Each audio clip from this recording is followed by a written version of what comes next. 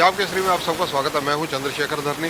इस वक्त हमारे साथ मौजूद हैं कैथल से विधायक हैं, बीजेपी से विधायक हैं लीला राम जी। इनसे बातचीत करेंगे। सबसे पहले स्वागत है लीला राम जी आपका। नमस्कार जी। लीला राम जी, बजट सत्र आ रहा है, क्या मुख्यमंत्री जी ने जैसे पहले एक प्रोविज़न रखा था सभी विधायकों से उनके एरिए की जो बजट का अनुमान मांगते थे, डिमांड्स मांगते थे, क्या आप लोगों से मांगी गई? बिल्कुल, मैं मीडिया के माध्यम से आदरणीय मुख्यमंत्री जी का धन्यवाद करना चाहूँगा कि उन्होंने सभी विधायकों से सुझाव लिए गए हैं और हर विधायक से अपने अपने कॉन्स्टिट्यूंसी के बारे में उनसे विकास कार्यों की सलाह ली गई या सुझाव मांगे गए हैं। और हमने भी अपने सुझाव में लिख करके दिया कि जितना भी सरकार ज़्यादा से ज़्यादा किसान के बारे में उनकी जो डिमांड है उनके ऊपर सहानुभूतिपूर्वक विचार करे। और इसके साथ मैंने मुख्यमंत्री जी से आग्रह किया कि 1 वर्ष पहले माननीय मुख्यमंत्री जी ने कैथल में मेडिकल कॉलेज की घोषणा की थी और मैंने उनसे आग्रह किया कि इसी वित्त वर्ष में उसका बजट एलोकेट करना चाहिए और उसकी आधारशिला माननीय मुख्यमंत्री जी रखें। और इसी प्रकार मुख्यमंत्री जी के सामने हमने कैथल की एक पुरानी डिमांड है, कैथल ड्रेन के नाम से उस पर सड़क बनाने की बात है और मुख्यमंत्री जी का मैं धन्यवाद भी करता हूं। उन्होंने 22 करोड़ की लागत से भी उसको भी मंजूर करने का काम किया। ठीक इसी प्रकार एक कैथल बड़ा शहर है कैथल के हिसाब से, तो वहाँ पर नहरी पानी का प्रोजेक्ट भी पहले जो बना था उस टाइम 39 करोड़ रुपए खर्च आए थे। मैंने पिछले बजट स्तर में उस पर मांग रखी थी कि जब गर्मी मई जून का महीना आता है वहाँ पर नहरी पानी की समस्या आ जाती है, तो माननीय मुख्यमंत्री जी ने उसके लिए भी 19 करोड़ रुपए दे करके नया टैंक, बड़ा टैंक बनाने की सरकार ने जो मंजूरी दी है भी उसको भी इसी वित्त वर्ष में शुरू किया जाए और उसको बना करके कैथल के लोगों को पीने के पानी की राहत दी जाए। इस प्रकार से अनेकों हमने डिमांड रखी हैं। जैसे केवड़क गांव से लेकर के कैथल तक एक ड्रेन है, वहाँ पर किसानों के आने जाने के, खेतों में जाने के लिए कोई रास्ता नहीं और उसकी हमने मुख्यमंत्री से मांग रखी है और मैं मुख्यमंत्री जी से मिला भी था। उन्होंने उसके ऊपर भी सहानुभूतिपूर्वक विचार करने की घोषणा की है। कैथल जो विधानसभा का क्षेत्र है उस जगह से आपने कांग्रेस के कद्दावर नेता रणदीप सिंह सुरजेवाला को पटकनी दी थी, तो इस स्थिति के अंदर आपको कैथल के अंदर पिछले 2.25 साल के अंदर अगर देखा जाए लोगों की बहुत इच्छाएं बढ़ गई होंगी, काम को लेकर दबाव रहता होगा आप पर, तो कौन कौन से प्रमुख रूप से 2.25 साल में आपने काम करवाए? मैं आपके माध्यम से बताना चाहूँगा कि जैसे कैथल ज़िले की बहुत पुरानी मांग थी, मेडिकल कॉलेज को मुख्यमंत्री जी ने मंजूर किया है। ठीक इसी प्रकार खनौरी से वाया मानस रोड, सिरटा रोड, पटियाला रोड और फिर खुराना सड़क तक आती है। उस सड़क को भी 22 करोड़ रुपए मंजूर करके मुख्यमंत्री जी ने बनाने की घोषणा करी है।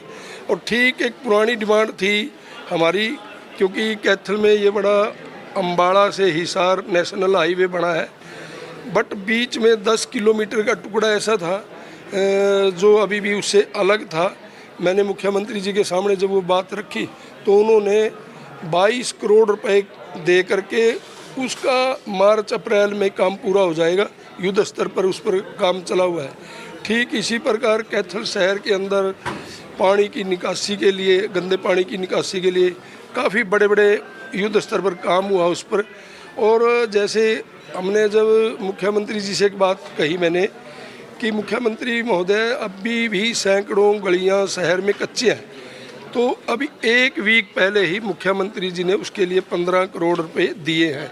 मैं उसके लिए भी मुख्यमंत्री जी का धन्यवाद करता हूं। इस प्रकार से माननीय मुख्यमंत्री जी ने अनेकों विकास कार्य कैथल में करवाने का काम किया है। लीला राम जी, कैथल में अगर चर्चा की जाए, आगामी जो 2.5-3 साल आपका कार्यकाल बतौर विधायक और है, आपका प्रमुख एजेंडा क्या रहने वाला है? मैं 20 साल पहले भी विधायक था, तब मैंने उस समय मेरे आप रिकॉर्ड की बात है, मैं हर बजट स्तर पर उस पर डिमांड रखता था।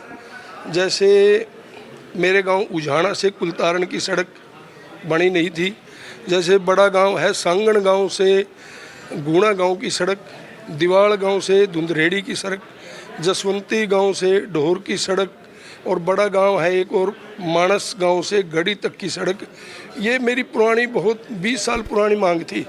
अब मुख्यमंत्री जी उनको पूरा करने का काम किया और उन 7 सड़कों पर आज काम चला हुआ है। जिस प्रकार से विधानसभा में हरियाणा के जो विधानसभा अध्यक्ष हैं ज्ञान चंद गुप्ता जी, उन्होंने 0 आवर शुरू किया है, उसको कैसे देखते हैं आप? ये मैं कहूँगा माननीय अध्यक्ष महोदय ने बहुत अच्छी शुरुआत की है।